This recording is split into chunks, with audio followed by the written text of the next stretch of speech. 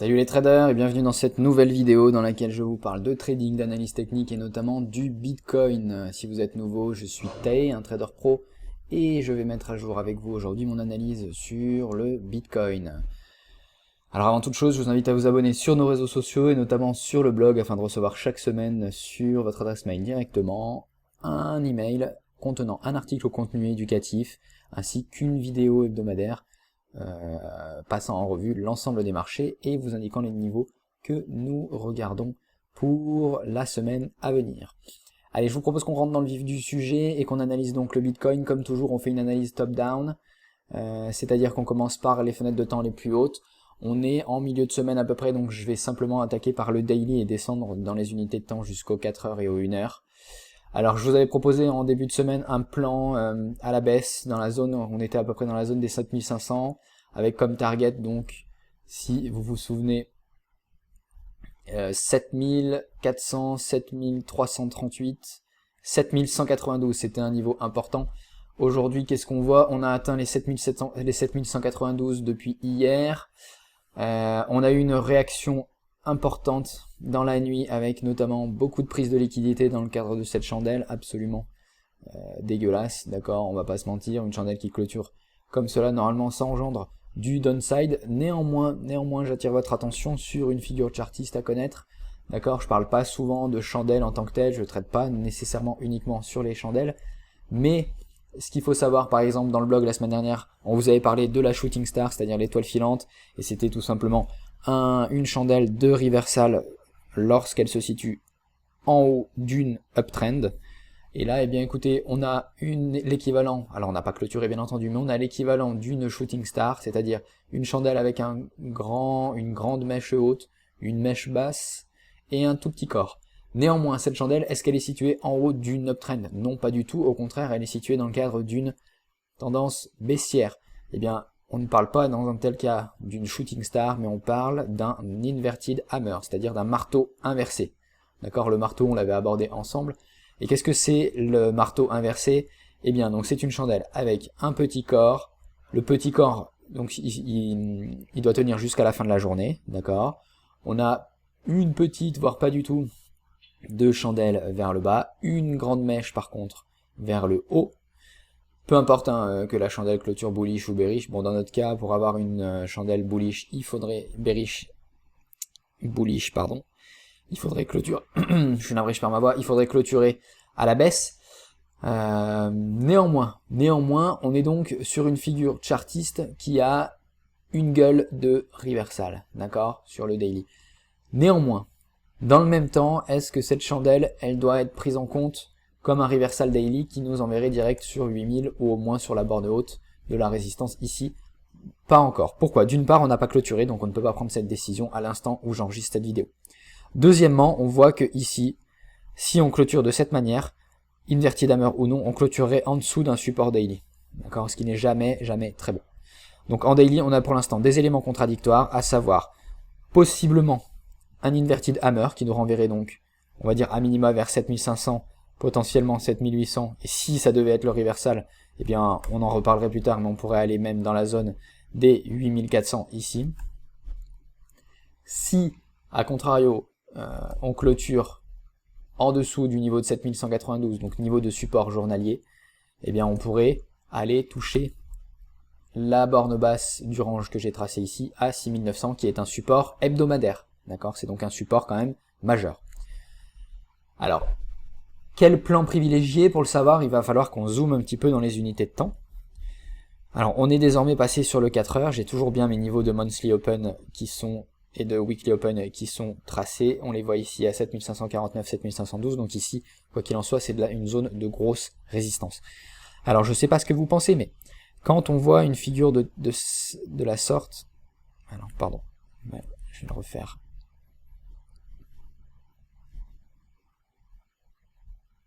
Voilà, on a une espèce de canal descendant, d'accord. Une touche, deux touches, on passe à travers vers le haut, on redescend vers le bas, impossible de clôturer en dessous, et on se balade au milieu. Pour l'instant, alors il n'y a pas grand chose à faire, c'est plutôt une figure neutre, on va dire.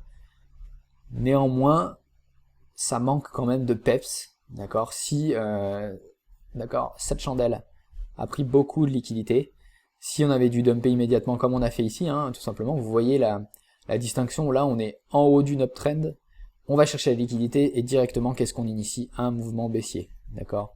On casse ici la ligne de tendance, voilà, là c'est fork qu'on avait dessiné ensemble dans la dernière vidéo, on a la prise de liquidité, on casse la fork et on initie le mouvement baissier. Là, quand même, pour moi, à l'instant où je vous parle, ça manque quand même de peps pour la baisse.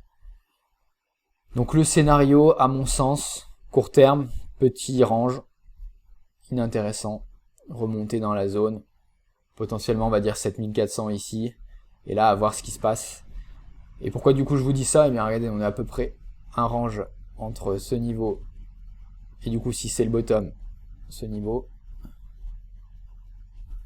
bottom local hein, je parle, je peux pas encore conclure sur quoi que ce soit d'autre, et bien regardez, on irait chercher tout simplement le milieu du range, à peu près à 7350, 7400. Voilà. Donc ça, c'est un plan court terme H4. Est-ce que ça va tenir? C'est compliqué à dire, mais pour l'instant, j'arrive pas à être vraiment baissier là à l'issue de ce mouvement, avec un mouvement qui va à l'arraché chercher de nouveau plus bas. Regardez, là on a une clôture plus basse. Fake out pour moi, hein. Fake out, on réintégrerait immédiatement, je vois pas de raison, hein. Je vois pas de raison pour l'instant d'aller chercher immédiatement les 6900 et de s'alarmer plus que ça. Voilà, c'est un plan court terme, je vous propose une petite lecture de l'ADX dans la mesure où on vous a partagé le tutoriel et que les premiers l'ont quasiment terminé, puisque vous en êtes quasiment à la dernière vidéo. Alors, analyse daily, qu'est-ce qu'on voit? Eh bien, tout simplement, on avait le mouvement d'expansion des DMI qui s'est bien traduit par une baisse, d'accord. L'ADX en revanche n'a pas réussi à remonter, d'accord. Elle n'est pas partie à la hausse, au contraire, elle est restée flat et là elle commence à décliner. Donc cette chandelle, comme je vous le dis, elle pourrait avoir une gueule potentiellement de reversal, au moins court terme, d'accord, une sorte de short term bottom. Qu'en est-il du coup du niveau de l'ADX, d'accord? Le niveau de l'ADX, ici vous avez un pivot de l'ADX, ici vous en avez un autre, et ici vous en avez un autre. Alors ce pivot il correspond bien à un low, celui-là il correspond bien à un low, donc c'est des creux en français, et celui-là il pourrait correspondre à un creux et il est inférieur à 25, d'accord. Donc on est sur quand même un pattern ADX intéressant, difficile à prendre pour le moment car c'est un peu tôt, mais on doit noter la possibilité de ne pas aller chercher beaucoup plus bas pour l'instant, et potentiellement d'avoir un petit range à la hausse. Qu'est-ce qu'on verrait sur nos DMI? Eh bien, si on clôture avec un inverted hammer ou qu'on remonte, on aurait nos DMI qui seraient vraiment en kiss cette fois. Là, elles ont frôlé le kiss, elles sont parties en expansion. Là, on aurait le kiss et potentiellement un crossover. Crossover derrière, eh bien, écoutez, il restera à voir ce qu'il en est, qui prend la dominance, si on a un crossover high avec une grosse rejection, ou un gros rejet, pardon, ou eh bien si pas de prise de dominance majeure et on reste dans un range ennuyeux. Alors sur le 4 heures, qu'est-ce qu'on voit? Eh bien la downtrend qui a eu lieu depuis le début de semaine comme on l'avait envisagé ensemble, hein. D'ailleurs bravo si vous avez pu prendre le trade. Le marché est donc bien descendu, pas de problème. L'ADX quant à elle, est-ce qu'elle nous a fait une grosse tendance baissière? Eh bien non, comme vous le voyez, l'ADX, impossibilité pour l'ADX de franchir le cap des 25, on n'a donc pas de tendance baissière affirmée sur cette unité de temps. C'est aussi un signal important, hein, on ne peut pas l'ignorer. Vous vous rappelez la règle, quand on a une ADX inférieure à 25, eh bien qu'est-ce que l'on fait?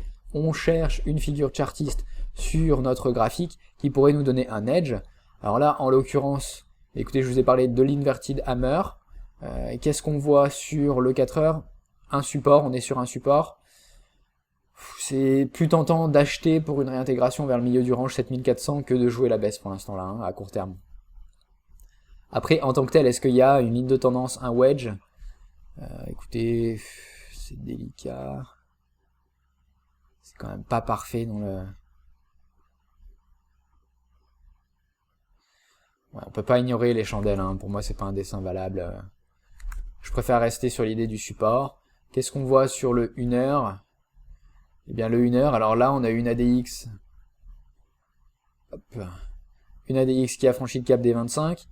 Ici, pattern intéressant dans la mesure où on a une divergence, d'accord, sur la DMI-, qui nous indique donc une contraction à venir des DMI et donc un retracement qui se traduit bien par un ralentissement de la DX alors qu'il n'a pas décliné, hein, simplement, qui a ralenti.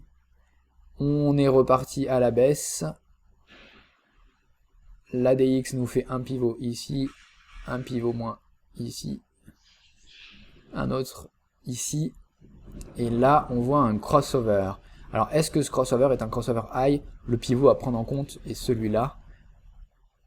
D'accord, le crossover high c'est tout simplement les lignes de DMI qui franchissent la ligne opposée de la DMI, qui franchit le cap des 25 et qui casse le dernier high de la DMI opposée. Et là en l'occurrence on ne l'a pas fait, donc il n'y a pas réellement d'inversion de dominance malgré cette énorme chandelle. Donc là il fallait vraiment avoir bien géré sa position, son hedging. Je ne sais pas si vous étiez en position ou quoi que ce soit.